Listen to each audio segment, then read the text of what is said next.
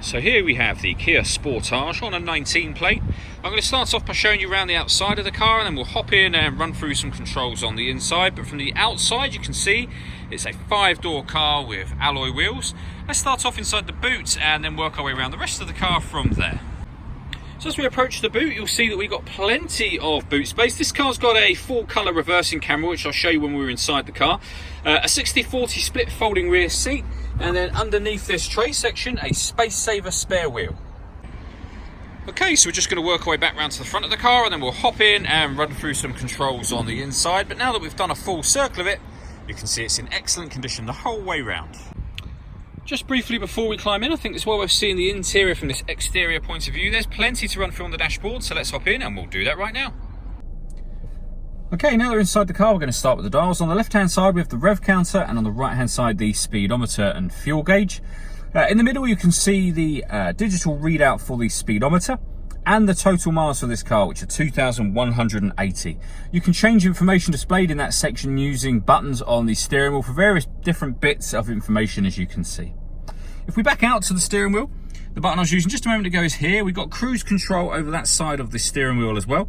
And on the left-hand side, stereo controls through the middle, the ability to answer and end phone calls, and we have voice activation for the phone. So you can hit that button, ask it to dial anyone in your contacts list, and it will do that for you without you having to take your phone from your bag or pocket.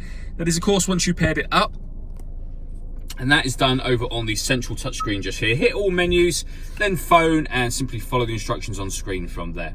You can see that this car's got Android Auto and Apple CarPlay. In terms of ways of listening to music, obviously firstly we've got the radio, and you can see we have DAB, FM and AM available to us. If you want to listen to your own music, you can do that by hitting the media button just here. It will say at the moment that nothing is connected or inserted. You can connect up a USB device. You can also stream your music wirelessly via Bluetooth audio, as well as using Android Auto and Apple CarPlay. So plenty of ways to listen to your music. And this car's got a full colour reversing camera with guidelines showing you what direction the car is headed in relation to the image that you see on the screen. Working our way down, we have some of the stereo controls here, including the volume.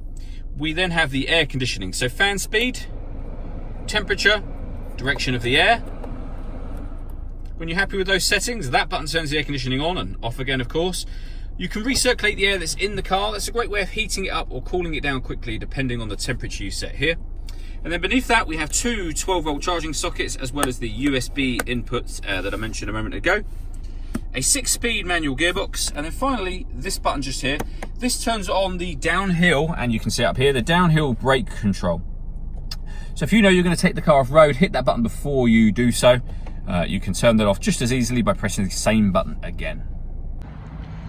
All that leaves me to say is thank you for taking the time to watch this video.